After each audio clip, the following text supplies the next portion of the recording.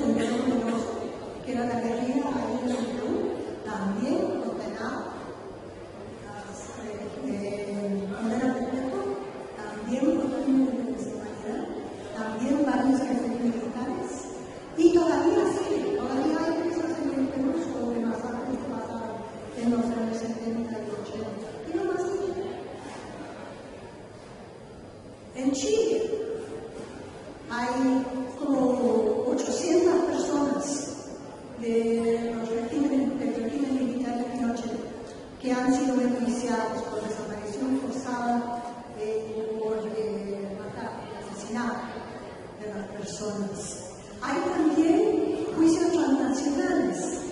En España se trató de enjuiciar al señor que era el jefe de las fuerzas militares ahí, el señor Pinochet. Se dijo, bueno, como lo que él hizo fueron crímenes internacionales, cualquier Estado los puede juzgar. No tiene que ser el Estado donde pasaron, puede ser cualquier lado. Entonces, nosotros en nuestra ley tenemos la posibilidad de hacerlo y lo vamos a hacer. Al señor Pinochet al final no lo hicieron porque él les dijo, ay, no, yo estoy muy enfermito, no. Y lo mandaron de regreso a Chile. En Chile, entonces, lo enjuiciaron en Chile, estaban a punto de abrir el juicio oral porque se murió. Esa es una foto de Víctor Jara. No sé quiénes se acordaban de él, un cantante muy famoso en Chile en los años 70, que fue matado por los militares. Hay un juicio civil, no penal, en Estados Unidos contra la gente que lo mataron. ¿Por qué en Estados Unidos?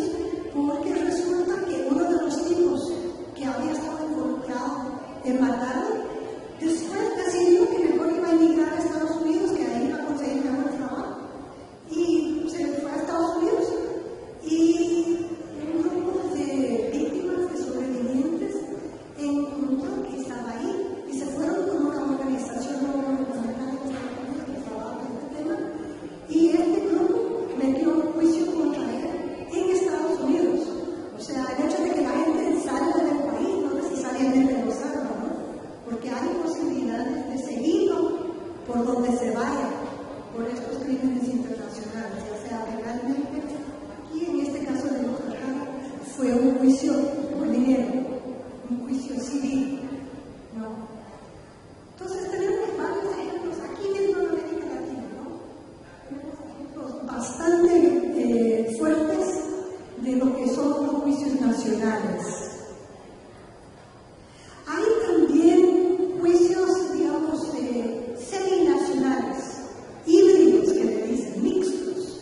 ¿Por qué híbridos? ¿Por qué mixtos? Porque son tribunales especiales construidos con una parte nacional y una parte internacional.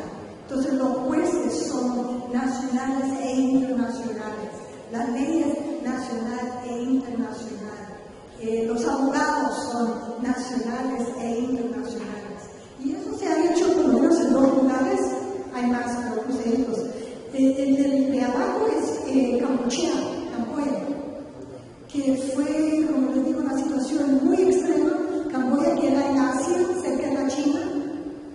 Ahí entró un régimen que por 5 años decidió que iban a rehacer la sociedad, sacaron a toda la gente de las ciudades, los metían al campo a trabajar, murieron más de 1 millón de personas, entre personas muertas por asesinato, por tortura y simplemente por inanición, por hambre, no, porque no había comida.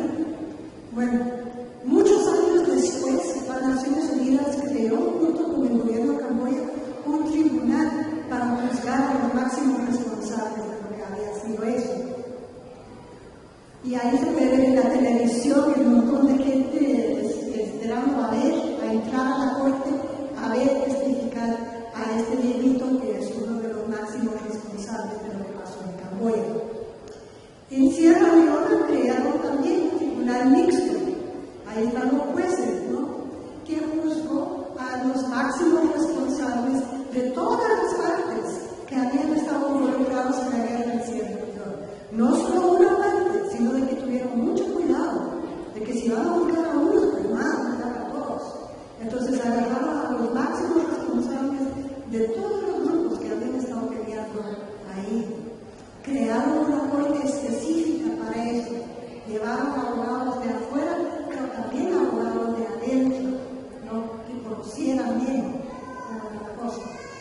hicieron 6 juicios ahí. Esa es la Corte Penal Internacional. No se puede leer bien, pero se lo voy a leer. Bueno, ¿por qué se necesita una Corte Internacional permanente? Todos esos que les estoy diciendo mixtos no son permanentes. Tratan un solo problema y de ahí la gente se regresa a su casa. Entonces se pensó, bueno, ¿por qué es que cada vez que pasa algo terrible tenemos que empezar desde cero? ¿Por qué no tener una corte que ya esté ahí? Que no tenemos que crear una nueva cada vez que pasa algo terrible en el mundo, ¿no? Una corte que ya esté ahí y que no sea selectivo en el sentido de que solo si en Naciones Unidas los países deciden de que este país amerita, pero tal vez este país no. Lo que queremos es algo que sea para todos, no que sea igual para todos. Entonces vamos a hacer una Corte Penal internacional que pueda enjuiciar a individuos, no estados, no grupos, sino individuos que sean los más responsables de hacer este tipo de crear este tipo de conflictos, de cometer este tipo de delitos. Son 4 delitos los que tiene la Corte Internacional Penal: genocidio, que es lo que ya les dije, crímenes de lesa humanidad, delitos de lesa humanidad, que también ya hablamos, crímenes de guerra. O sea, para tener un crimen de guerra tienes que tener una guerra, tienes que tener un conflicto armado, ya sea nacional o no internacional, y tienes que hacer cosas que violan el derecho de la guerra. Hay un derecho de la guerra, ¿no? Que trata de decir, bueno, está bien que lo maten, que vaya armado contra armado, pero no metan a los civiles, ¿no? Los civiles no están combatiendo, tienen que respetarlos. Eso es lo que básicamente dice la ley de la guerra. Pueden pelearse entre ellos, pueden matarse entre ellos, ningún problema, pero con los civiles no, con los heridos no, con los presos de guerra no, porque ellos no están para estar reclamando. Y de ahí la agresión. Cuando un país se hace parte de la Corte, acepta que la Corte juzgue lo que ha pasado en su territorio o por sus nacionales. O sea, aunque no haya pasado en su país, pero si es su gente que lo está haciendo, el Estado dice, está bueno, la Corte tiene jurisdicción para poder enjuiciarlos. ¿Quiénes son miembros de la Corte? Son 123 países, entre ellos Colombia, pero algunos de los países más grandes del mundo no, entre ellos mi país, Estados Unidos, no es parte, tampoco la China, la Rusia o la India.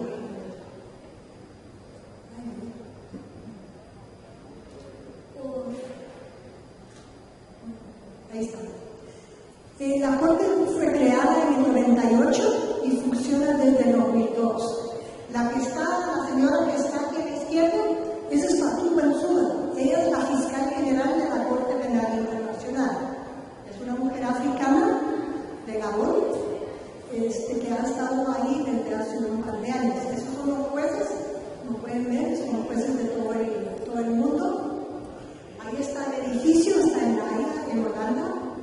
Y ahí está un mapa con los países que son y que no son parte de la Corte Penal. Lo que está morado son estados parte, lo que está en gris no son estados partes. ¿Qué le llama mucho la atención? ¿Cuál es el único continente donde casi todos los países son miembros de la Corte Penal Internacional? Mírenlo bien, de todos los continentes del mundo, ¿cuál es el único? Es América Latina. En nuestra América, casi todos los países, con la triste excepción de Estados Unidos, son miembros de la Corte Penal Internacional. Casi todos. ¿Sí? Estados Unidos no. Es ¿por qué tiene miedo? Porque Estados Unidos manda soldados a varios lados y tiene miedo de que a los políticos estadounidenses les pueden acusar por crímenes de guerra. ¿Y por qué los países grandes tienen la tendencia a creer que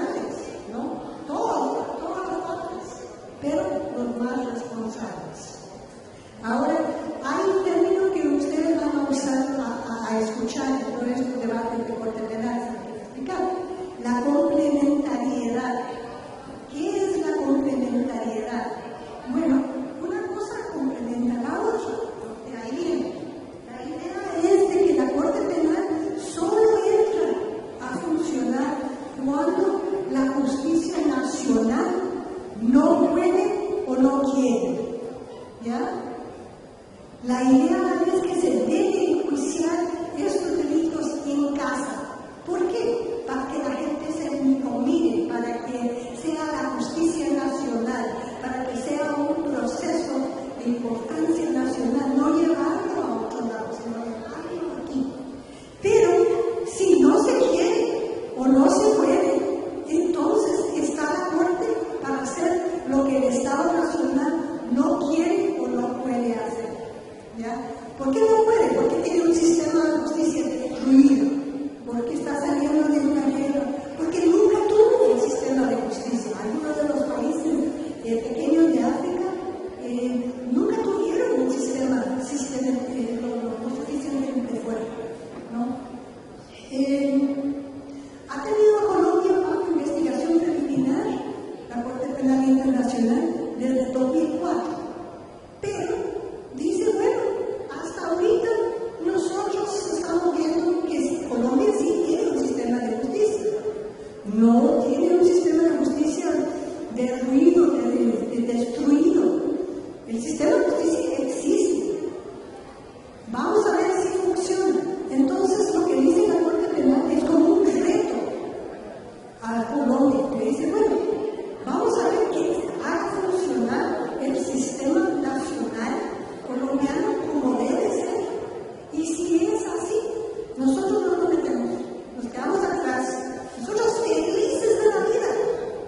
Una vez dijo la fiscal de la Corte, bien, yo estaría más feliz que no tuvieron ni un solo caso en la Corte Penal Internacional, porque eso significaría que todos los sistemas nacionales de justicia estén funcionando bien, debidamente. Es solo cuando eso no es así que alguien se tiene que meter para que no quede la impunidad. Y entonces nos vamos a meter nosotros. Eso es lo que es. ¿Ya? Ahora, tiene un problema la Corte. La Corte no tiene su propia policía, no tiene su propio ejército, no tiene sus propios mariscales, no tiene a nadie que pueda ir cuando la Corte dice, este señor, yo quiero que me lo traigan porque lo quiero enjuiciar.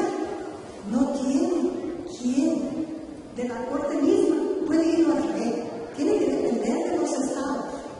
¿Ya? Y a veces los estados cumplen, pero muchas veces no cumplen. Y eso ha sido el problema fundamental con la Corte Penal Internacional, que ha tenido problemas para agarrar a la gente que quiere enjuiciar.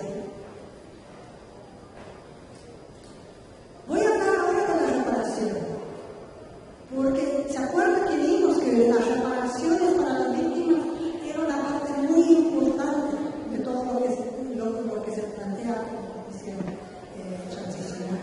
Ahora, ¿qué quiere decir reparaciones? Bueno, cuando yo empecé esto y me decían reparaciones, yo decía, bueno, le van a dar una platita. No es de eso que se está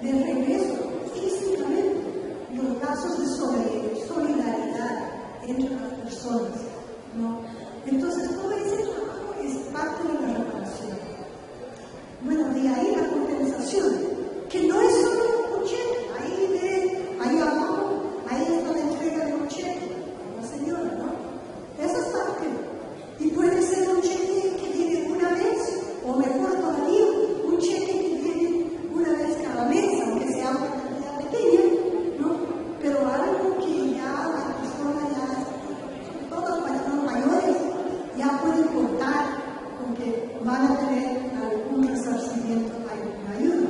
Pero no es solo eso. La creación de vivienda, la creación de escuelas, la creación de centros médicos, la creación de todo lo que tiene que hacer un Estado y que nunca ha hecho. Eso es parte de lo que se trabaja de reparación. Ahora, alguien habló ayer de los pueblos indígenas y de la sabiduría de los pueblos indígenas. Una de las cosas que se ha hecho, y esto también es de Guatemala, como pasé mucho tiempo en Guatemala, entonces tengo muchas fotos de ahí, pero esta es una ceremonia maya de dignificación y de ahí de entierro simbólico de las personas que fueron muertas en una comunidad.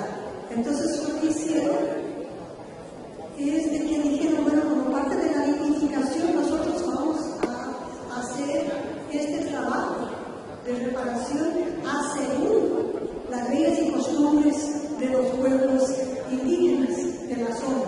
Y vamos a tener que las autoridades indígenas sean los que lideren este proceso de dignificación y que nos digan qué es lo que quieren, qué es lo que quieren, qué es lo que necesitan que se haga para dignificar a las víctimas en esta comunidad, con esta cultura, ¿no? Entonces, eso fue una cosa muy importante para la dignificación de las personas. No es una cosa de la noche.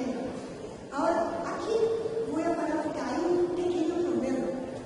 Muchas veces se ha planteado que la gente quiere lo que quiere de reparación. Bueno, quiere la escuela, quiere el centro médico, quiere todo lo que el Estado nunca ha dado. Ahora, aquí hay que distinguir. Una cosa es una reparación que se le dé a un individuo una vez para que pueda ir a una escuela secundaria o que pueda ir a la universidad, ¿no? Que pueda retomar la educación que nunca pudo tener porque estuvo desplazado de un lugar a otro, tuvo que estar corriendo, ¿no? Eso es una reparación. Ahora, la escuela, un Estado tiene la obligación de construir una escuela de todos, ¿no? Por eso es Estado, eso es su trabajo. Entonces, ¿qué es lo que diferencia la reparación de lo que es, digamos, el desarrollo normal, ¿no? Los trabajos normales del Estado, ¿no? Que tiene que poner centros médicos, tiene que poner escuelas, tiene que poner carreteras. Eso es lo que hace, sino que es Estado. Entonces, ¿cuál es la diferencia? La diferencia tiene que ver con la calidad en que se hace, tiene que ver con el reconocimiento del daño, tiene que ver con el reconocer que el Estado no protegió a las personas que tenían la obligación de proteger. Y que por eso es que no es simplemente que el Estado, por su gracia, da daños a la población, sino que el Estado tiene la obligación legal y moral de reparar el daño, porque el Estado no protegió. Y eso es así, aún en situaciones donde la violación concreta no fue por fuerzas del Estado, fue por otras fuerzas, fue por fuerzas no estatales. De todos modos, el Estado tiene la obligación de proteger a su población, no lo hizo, por eso tiene el deber de reparación. ¿Ya? Eso dice el derecho internacional. ¿Ya? Eso es lo que hay que entender. Hay muchos problemas con las reparaciones en todos lados. Hay programas de reparación en Sierra Leona, en Chile, en Argentina, en el Perú, en Guatemala. Hay uno chiquito ahora en El Salvador, en el Congo, en Marruecos, en Timor, en varios lugares del mundo se habla del programa de reparación. ¿Cuáles son los problemas y las cosas que hay que ver? Mi vecina fue completamente. Ahí está. ¿Quién se beneficia? ¿Cómo vamos a saber quién es la víctima? Eso ha sido un problema en todos lados. Se hace un registro registro de víctimas, se hacen varios registros de víctimas. ¿Quién se tiene que comprobar para estar en el registro? Y entre más exigente se es sobre eso, más la gente siente como que esto ya no es dignificante. A mí me están como que cuestionando. Y yo, que tanto sufrí, ahora voy a sufrir más. No. Entonces, hay problemas siempre con quién se beneficia. Los procedimientos, qué tanta información, qué tanto documento, qué hacen, porque casi siempre en los conflictos la gente no tiene documentos, se dejaron por ahí, se destruyeron. ¿Quién tiene la partida de función de su ser querido? Eso no es así. Entonces, ¿cómo se puede hacer para suplir esas necesidades de estas partes, ¿no? Y hay técnicas que se han desarrollado, si les interesa, puedo contar de algunos lugares, lo decía Lidia Álvarez también. ¿Quién se excluye? Por ejemplo, en el Perú hay un problema de que en las reparaciones que se excluye al que fue combatiente armado. Bueno, está bien, pero ¿qué pasa con su familia? Su familia a veces fue combatiente, pero su familia fue víctima. ¿Se excluye o no se excluye? ¿Cómo está eso? Ese es un problema bien grave en el Perú. Lo que se ha visto es que entre más tipos de reparación que se combinen, mejor. O sea, si solo se da un cheque, eso como que no mucho para. Cuando se le ha hecho las entrevistas a la gente dice, ya estuvo, no le pasó nada, ¿no? Pero si eso se combina con educación,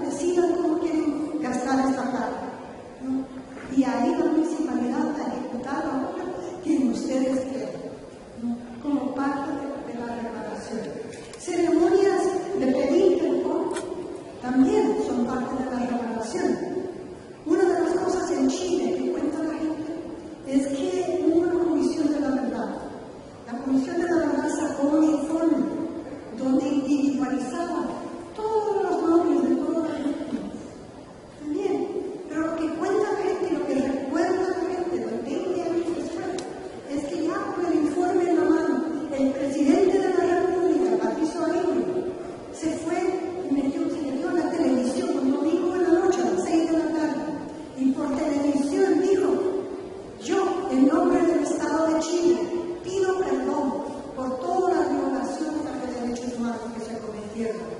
Y yo comprometo al Estado de Chile de que esto jamás va a volver a pasar.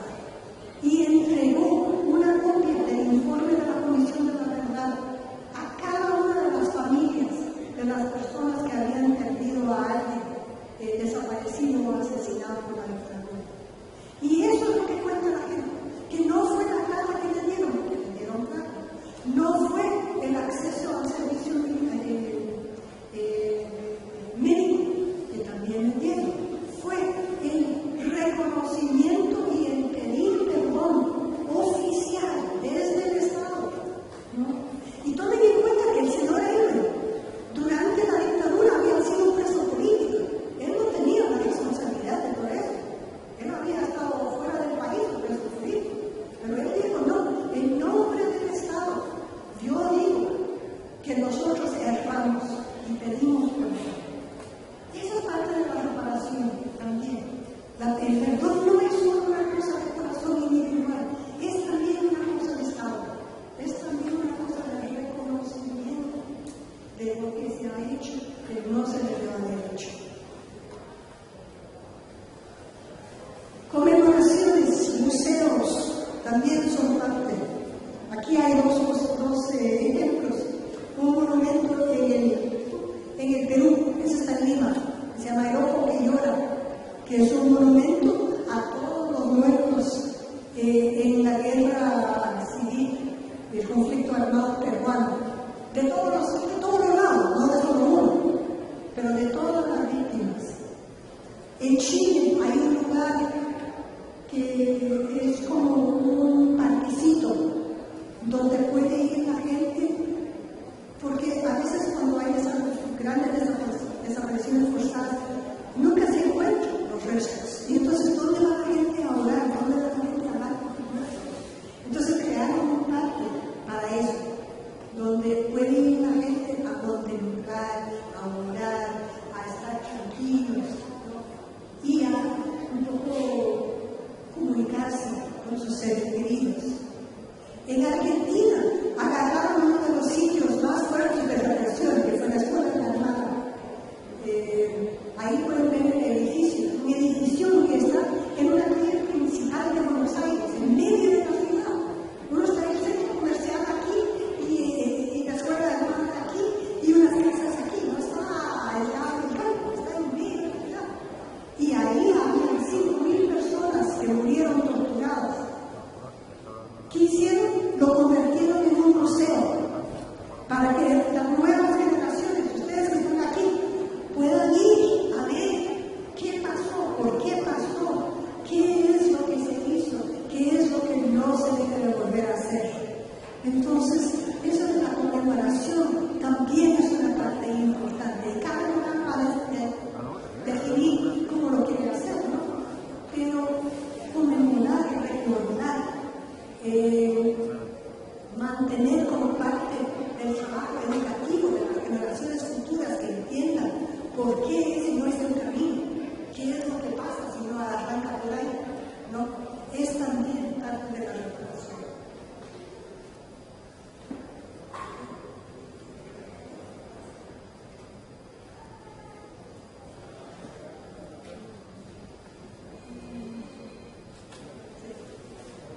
Desmovilización. Bueno, desmovilización es bien importante. La entrega de armas, la desmilitarización, pero no es suficiente, porque de ahí qué hace la gente. Si uno no crea alternativas para gente que lo único que ha hecho en su vida es combatir, lo que vas a tener es una alza de la criminalidad terrible. Eso se ha visto en todo el mundo. Entonces, la necesidad de crear programas, de crear educación. Esos niños ahí abajo son soldados, reclutados a temprana edad, 8 o 9 años de edad, sirvieron como parte de los ejércitos en muchos países de África. Y ahora tienen que empezar a educarse. Ya grandes, ¿no? Ya tienen 15 años y nunca han ido a la escuela. Tienen que empezar a poner recursos para educar a esa gente, para que aprendan oficio, para que tengan una posibilidad de hacer otra cosa en la vida. Ahora, quiero hablar un poco de formas locales de justicia y reparación, porque creo que ellos sí tienen enseñanzas muy importantes en relación con lo que hablamos ayer de la reconciliación. Hay varias partes del mundo donde han tratado de incorporar lo que es un elemento de juicio y sanción, un elemento de reparación y un elemento de reconciliación. Todo junto a nivel local, a nivel comunitario, no a nivel nacional, sino en cada comunidad. Les voy a contar unas experiencias. Este primero es de un lugar que se llama Timor del Este. Entonces, Timor del Este, como pueden ver, es el que está en Asia, es la China que está allá arriba, es la soldadita que está al sur de la China. Hay una islita, y realmente no es ni siquiera toda una islita, es la mitad de una islita, es un lugar chiquitito, que fue tomado por los indonesios durante mucho tiempo, y los indonesios que no lo querían soltar, eran como, digamos, el poder colonial, ¿no? La gente empezó a pelear en una guerra de independencia. En el transcurso de esa guerra de independencia se desplazó como la mitad de la población, ¿no? Quemaron sus casas, quemaron las siembras, le dieron a la gente, si no se va en media hora, pues vamos a matar a todos, ¿no? Hubo mucho de eso, ¿no? Por eso. Bueno, termino.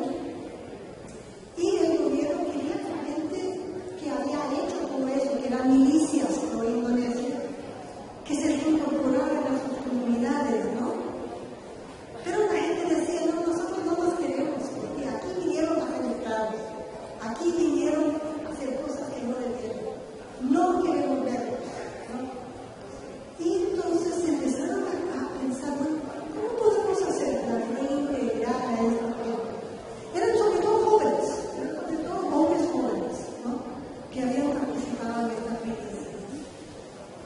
Y lo primero que dijeron es que, bueno, los máximos responsables de toda esta política, ahí la justicia tiene que encargarse de ellos. Nosotros aquí no nos vamos a meter con ellos. Pero aquí hay un montón de gente joven que se dejaron llevar por la corriente, que no encontraban mucha salida, y que fue responsable no de matar gente, pero sí de golpear a la gente, de quemar casas, de matar ganado, de toda una serie de otras cosas. ¿Cómo vamos a hacer con ellos?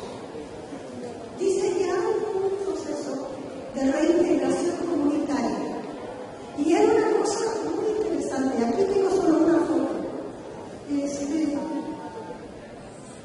Como parte de lo que hacía la Comisión de la Verdad de Timor-Leste, organizaron una reunión comunitaria en lugares como estos, ¿no? Auditorios, patio de la iglesia, qué sé yo, ¿no? Pero lugares públicos a nivel de cada pueblo. Llegaron los representantes de la Comisión de la Verdad, pero también las autoridades religiosas católicas, porque son católicos, pero también las autoridades, digamos, indígenas, ¿no? Porque es una zona de mucho indígena. Entonces, estos eran los orígenes de las comunidades indígenas. Llegaban ahí, los muchachos que querían integrarse a la comunidad se presentaban, digamos, un sábado, un domingo, frente a la comunidad, y estaba toda la comunidad reunida, ¿no? En las autoridades. Y la gente de la Comisión de la Verdad se decía, bueno, ¿ustedes qué quieren? ¿Qué nos pueden contar? Y los muchachos contaban qué habían hecho, por qué no habían hecho, qué es lo que estaban tratando de lograr, qué es lo que hicieron. Y decían, nosotros estábamos equivocados, no debíamos haber hecho esto. De ahí a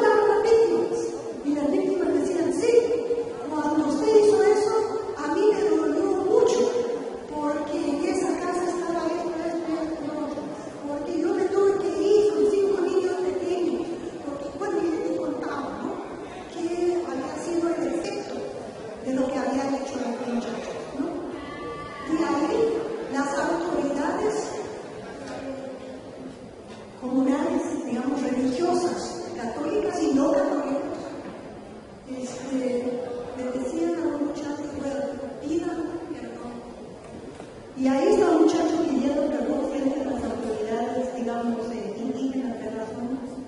Y es una ceremonia de limpieza, digamos, del mal.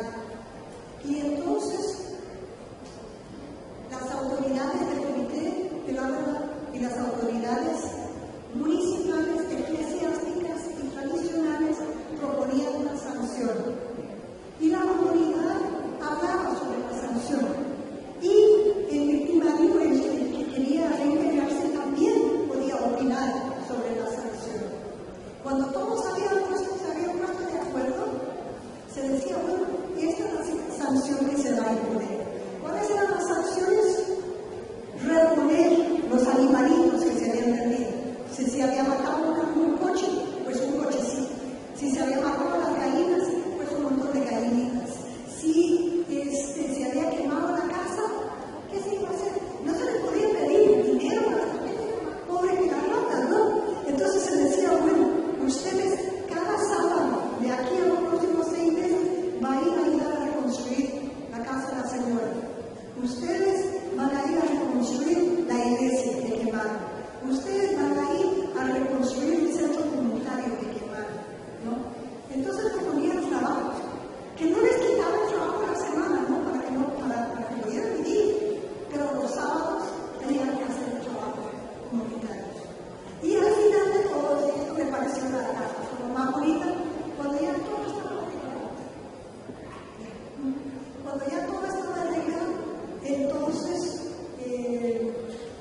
se hacía la comilona y la gente comía juntos, todo el mundo participaba en la gran comida, se hacía baile y ahí quedaban reintegrados los muchachos. Voy a hacer un poco más y voy a ir. Este es Uganda en el centro de África. Ahí hay una ceremonia tradicional que se llama Matumo, que quiere decir comer la hierba amarga. Es una forma de dejar los conflictos amargos atrás. Gente de los dos lados quedan juntos, tienen que comer esa cosa que parece que no saben bien, y de ahí ya quedan reconciliados. Es parte de la tradición, digamos, antigua de ellos. En Ruanda, justicia local tradicional. Ellos tenían, como les dije al principio, 500.000 gentes que habían participado en un genocidio atroz, horrible.